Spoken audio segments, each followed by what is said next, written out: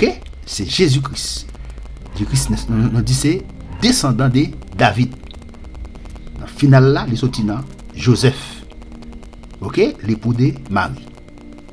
Ok. Maintenant, selon le Nouveau Testament, le dirigeant ultime de la tribu de Juda est Jésus. Matthieu 2, verset 6. Et toi, Bethléem, terre de Juda, tu ne cèdes pas la moindre parmi les principales villes de Juda, car de toi sortira un prince. Matthieu 2, verset 6. De toi sortira un prince qui fera paître Israël, mon peuple. Ou qui ça l'Éternel te dit, ça te dit depuis l'Ancien Testament. Qui fera paître Israël, mon peuple.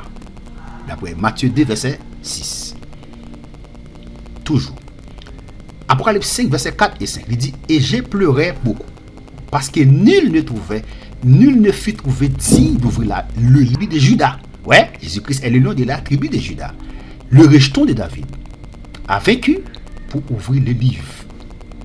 Et c'est cette sceau. Ouais, c'est Jésus-Christ, n'est-ce pas, qui dit pour capable d'ouvrir le livre là. Il s'appelle le lion de la tribu de Juda. Ouais, le lion de la tribu de Juda. Apocalypse 5, verset 9 et 10. Tu es digne de recevoir le livre et d'en ouvrir les sceaux. Jésus-Christ. Et car tu as été immolé et tu as racheté pour Dieu par ton sang des hommes de toute tribu, de toute langue, de tout peuple et de toute nation.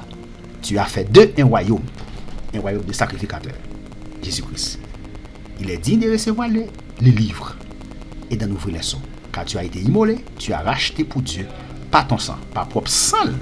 Il a racheté des hommes de toute tribu, de toute langue, de tout peuple et de tout ton sang. Par propre sang, il a racheté des hommes de toute tribu, de toute langue, de tout peuple et de toute nation. Tu as fait d'eux un royaume de sacrificateurs. Pour continuer, c'est le Nouveau Testament, le dirigeant ultime de la tribu de Juda est Jésus. Apocalypse 19, verset 11 à 16. Apocalypse 19, verset 11 à 16. Puis je vis, le ciel est ouvert, et voici parut un cheval blanc. Celui qui le montait s'appelle fidèle et véritable, et il juge et combat avec justice. Ouais, Jésus-Christ. Ses yeux étaient comme une flamme de feu. Sur sa tête étaient plusieurs diadèmes. Il avait un nom écrit que personne ne connaît, si ce n'est lui-même. Il était revêtu d'un vêtement teint de sang. Son nom est la parole de Dieu. Ouais, Jésus est la parole. Matthieu 1, verset 1.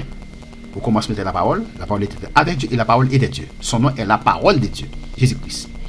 Les armées qui sont dans le ciel le suivaient sur des chevaux blancs, revêtus d'un fin lin blanc pur. Ça, c'est les gens qui savent retourner avec l'église divine établie au royaume sur la terre. De sa bouche sortait une épée aiguë pour frapper les nations. Ouais, ça, c'est la retourner avec l'église divine établie pour frapper les nations. Il le pètera avec une verge de fer et il foulera la cuve du vin de la date colère de Dieu, ok, tout puissant. Verset 16. De sa bouche, verset 16, il avait sur son vêtement et sur sa cuisse un nom écrit, roi des rois et seigneur des seigneurs. C'est le Nouveau Testament. Le dirigeant ultime de la tribu de Juda est Jésus. Pour continuer, le prophète comme Moïse, Jésus-Christ, maintenant, il est le prophète comme Moïse.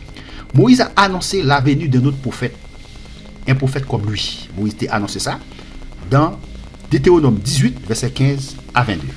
Nous allons lire ensemble Deutéronome 18, verset 15 à 22.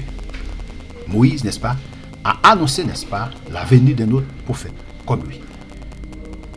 Verset 15. L'Éternel, les prophètes, l'Éternel, ton Dieu, te suscitera du milieu de toi, d'entre tes frères, un prophète comme moi. Vous l'écouterez. Ouais, Moïse te guettant prévoit ça. Moïse te guettant prophétiser ça. Un prophète comme moi. L'Éternel, n'est-ce pas? Bon Dieu, nous, la parole avec Israël. Il dit, il va susciter un homme mi-temps, non? d'entre tes frères, mais tant frère non yo, yon prophète comme moi. Et puis il dit nous pral côté. Il répondra ainsi à la demande que tu fis à l'Éternel ton Dieu, à Horeb, le jour de l'assemblée, quand tu disais que je n'entende plus la voix de l'Éternel, mon Dieu, et que je ne vois plus ce grand feu, afin de ne pas mourir. L'Éternel me dit, c'est qu'ils ont dit, eh bien, je leur susciterai du milieu de leurs frères un prophète comme moi, et je mettrai mes paroles dans sa bouche. Ouais? Et il leur dira tout ce que je lui commanderai. Verset 19. Et si quelqu'un n'écoute pas mes paroles, qu'il dira en mon nom, c'est moi qui lui en demanderai compte. Mais le prophète qui aura l'audace de dire en mon nom une parole que je lui aurais point commandé de dire, ou qui parlera au nom d'autres dieux, ce prophète-là sera puni de mort. Peut-être diras-tu dans ton cœur, comment connaîtrons-nous la parole que l'Éternel n'aura point dite?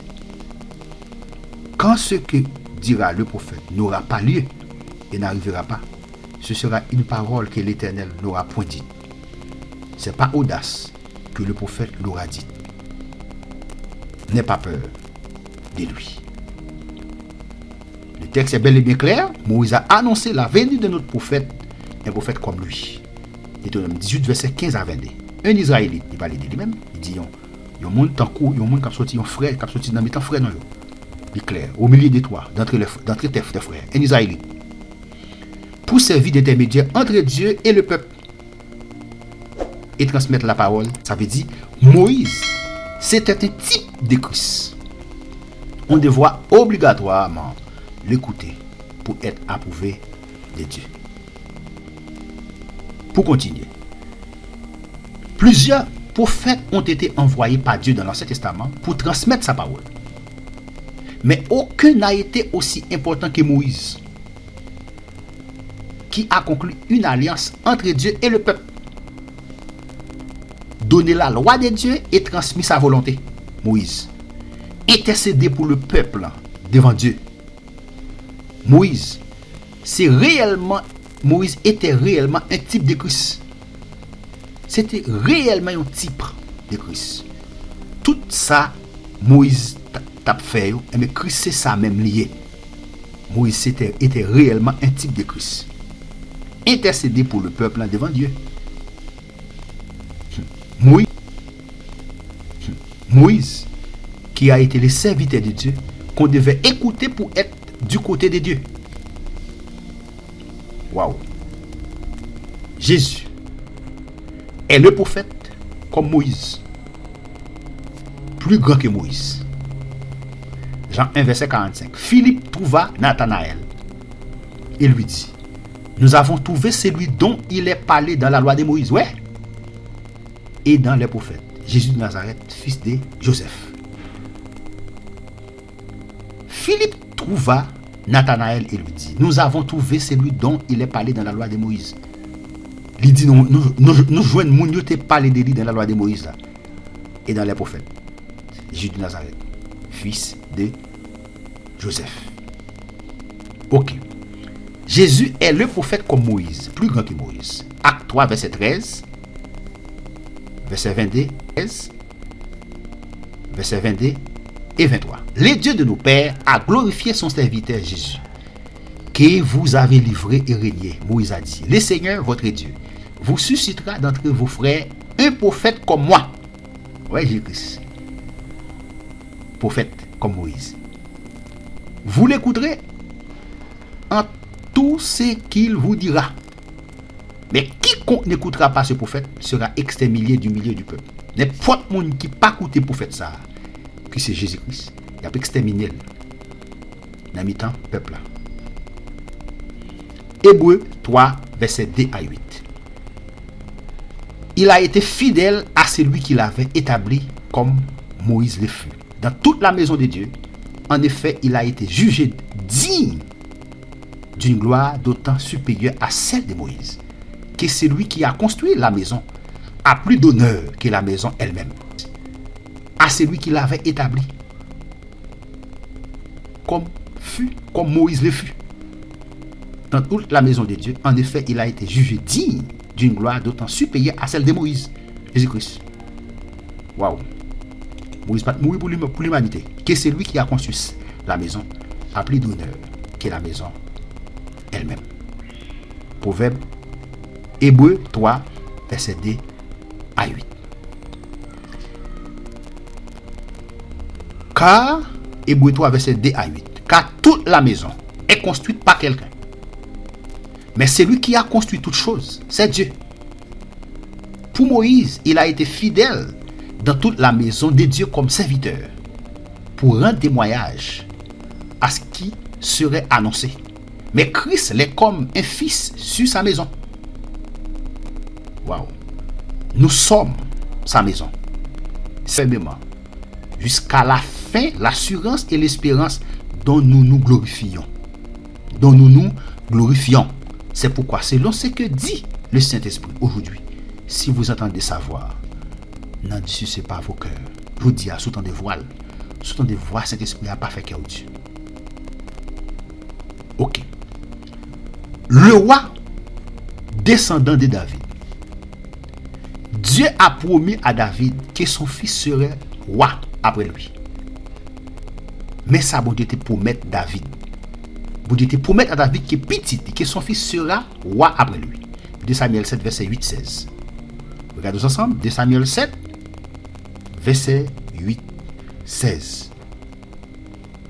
2 Samuel 7, verset 8-16. Abonnez-vous si vous n'avez pas encore abonné. Si vous avez déjà abonné, partagez. Si vous avez déjà abonné, partagez, faites des commentaires, like. 2 Samuel 8. 2 Samuel 7, excusez-moi.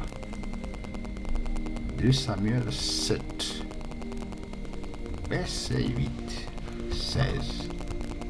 Maintenant, tu diras à mon serviteur David, ainsi parle l'Éternel des armées. Je t'ai pris au pâturage derrière les brebis pour que tu fasses chef sur mon peuple, sur Israël. J'ai été avec toi partout où tu as marché. J'ai exterminé tous tes ennemis devant toi. Et j'ai rendu ton nom grand comme le nom des grands qui sont sur la terre. J'ai donné une demeure à mon peuple, à Israël. Et je l'ai planté pour qu'il soit fixé et ne soit plus agité. Pour que les méchants ne l'oppriment plus. Pour que les méchants ne l'oppriment plus comme auparavant. Et comme à l'époque où j'avais établi des juges sur mon peuple, Israël, je t'ai accordé du repos et te délivrant de tous tes ennemis. Et l'Éternel t'annonce qu'il te créera une maison. Quand tes jours seront accomplis et que tu seras accouché, n'est-ce pas, et que tu seras couché avec tes pères, je lèverai ta postérité après toi. C'est lui qui sera sorti de tes entrailles et j'affermirai son règne. Et là, il me pense qu'il a parlé de Salomon. Il n'a pas de Salomon, il a parlé. Ce sera lui qui bâtira une maison à mon nom. Et j'affermirai pour toujours le trône de son royaume.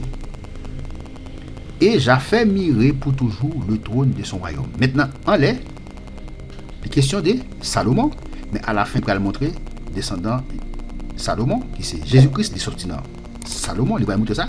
Ce sera lui qui bâtira une maison à mon nom. L'Éternel te dit, David, mon gars, ça là dans nos papes, bâti Kaïmoya. Il dit, j'affermirai pour toujours le trône de son royaume. Je serai pour lui un père et il sera pour moi un fils.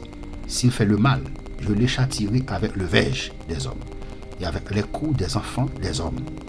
Mais ma grâce ne se retirera point de lui, comme je l'ai retiré de Saül, que j'ai rejeté devant toi. Verset 16. Ta maison et ton règne seront pour toujours assurés. Ton trône sera pour toujours affermi. Dans la ligne ça, il concerne descendants, il concerne Jésus-Christ qui sortit dans la branche David. Salomon a régné sur Israël toute sa vie, malgré ses fautes. Malgré ses fautes, il a bâti temple là. Mais, sous le règne de son fils Roboam, la nation s'est divisée et les descendants de David n'ont plus régné sur tout Israël. Et après l'exil, il n'y a plus eu de roi. Ouais, après l'exil, il n'y a pas de roi encore. Maintenant, on attendait, n'est-ce pas, un nouveau David, encore plus grand que lui. Ésaïe 9, verset 5-6. Car un enfant nous est né, un fils nous est donné, et la souveraineté reposera sur son épaule. On l'appellera admirable, conseiller, Dieu puissant, paix éternelle, prince de la paix. Renforcer la souveraineté et donner une paix sans fin au trône de David et à son royaume. L'affermir et les soutenir par le droit et par la justice dès maintenant et à toujours. Voilà ce que fera le zèle de l'Éternel des armées. Là, c'est Jésus-Christ. Prophétie sur Jésus-Christ. Un fils nous est né, un fils nous est donné. Un enfant nous est né, un fils nous est donné. Quand un enfant nous est né, ça c'est l'humanité de Jésus-Christ et la divinité de Jésus-Christ. Waouh. Waouh, waouh, waouh, waouh. On attendait un nouveau David, encore plus grand que lui. Jérémie 23, verset 5-6. Voici que les jours viennent, oracle de l'Éternel, où susciterai à David un gemme juste. Un gemme juste ici, c'est Jésus-Christ. Prophétie sous Jésus-Christ. Il régnera en roi et prospérera. Il pratiquera le droit et la justice dans le pays. En son temps, Juda sera sauvé. Israël aura la sécurité dans sa demeure. Et voici le nom dont on l'appellera. L'Éternel, notre justice. L'Éternel s'appelle, n'est-ce pas, notre justice. Jésus-Christ, n'est-ce pas, est appelé notre justice. Jésus est le fils de David, le roi du royaume éternel. Matthieu 21, verset 9. Les foules précédaient et suivaient Jésus en criant Hosanna au fils de David. Béni soit celui qui vient au nom du Seigneur. Hosanna, avait Jésus en criant Hosanna au fils de David. Béni soit celui qui vient au nom du Seigneur. Hosanna dans les lieux très hauts. Jésus est le fils de David, le roi du royaume éternel. Après le 22, verset 16. Mais moi, Jésus, j'ai envoyé mon ange pour vous attester ces choses dans les églises. Je suis le rejeton. Je suis le rejeton et la postérité de David, l'étoile brillante du matin. Là, Jésus fait déclaration avec propre bouche, prophétie Tebaï sous lui, mais ça c'est lui qui dit avec bouche. Je suis le rejeton et la postérité de David, l'étoile brillante du matin. Dans l'Ancien Testament, pour montrer qu'un roi ou qu'un souverain sacrificateur était élu de Dieu pour cette tâche, celui-ci était oint d'huile sur la tête. Jésus-Christ, le serviteur élu de Dieu. Les prophètes ont annoncé que le serviteur de l'Éternel qui devait venir serait choisi par Dieu pour loin, le Messie en hébreu, le Christ en grec, l'élu, c'est loin, loin de Dieu. Jésus-Christ est loin de Dieu, égal le Messie en hébreu, le Christ en grec. Ésaïe 42, verset 1-6. Disons ensemble. Ésaïe 42, verset 1-6. Ésaïe 42. Ésaïe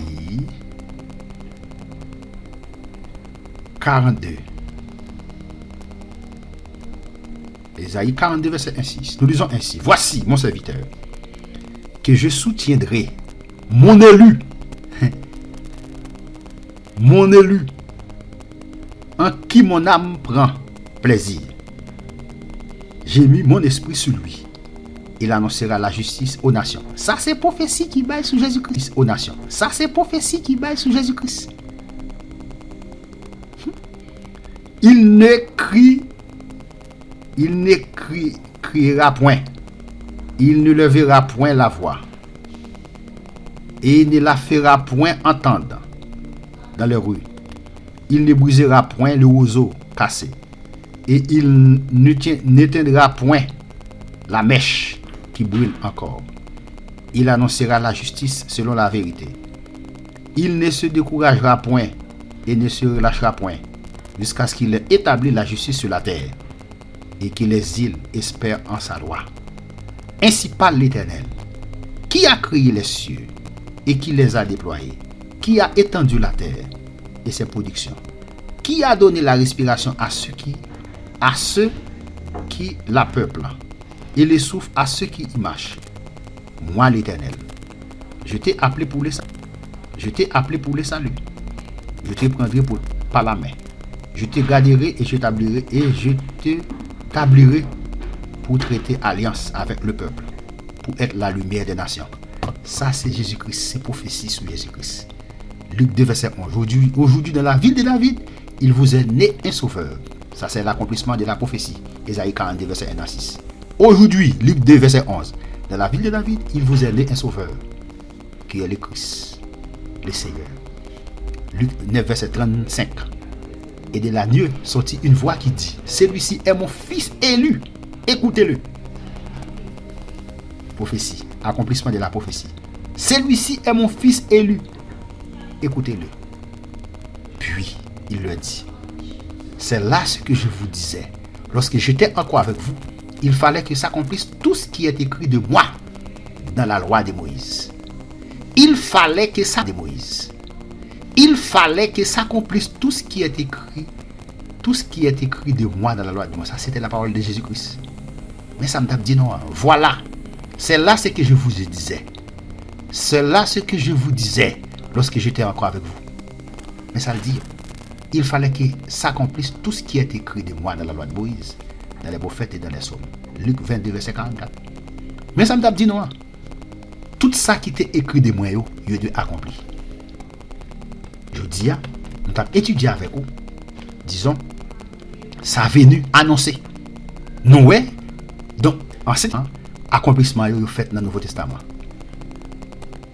Il était annoncé pour Christ venu mourir, pour le ressusciter et pour le monter dans le ciel.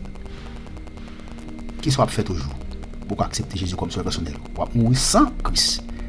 Accepter Jésus comme sauveur personnel pour capable de gagner la vie éternelle. Partagez, faites des commentaires like si vous avez déjà abonné à ma chaîne YouTube. Si vous n'avez pas encore abonné, je vous encourage à vous abonner à ma chaîne YouTube pour pouvoir recevoir une nouvelle étude et une nouvelle réflexion chaque semaine. But objectif, c'est vous partager la parole dès jusqu'à ce qu'il ne existe encore sous la terre. Parce que mission non, nous de partager l'évangile pour puisse nous convertir, pour puisse nous accepter Jésus comme sauveur personnel. C'est plan dans ça, c'est rêve dans ça, c'est vie, c'est objectif dans ça, fait qu'on ait message là. Partagez étude ça yo. L'écoutez yo, partagez pour puisse nous capable accepter Jésus comme sauveur personnel yo. Parce que bien nos missions sur la terre, c'est pas seulement activité personnelle non.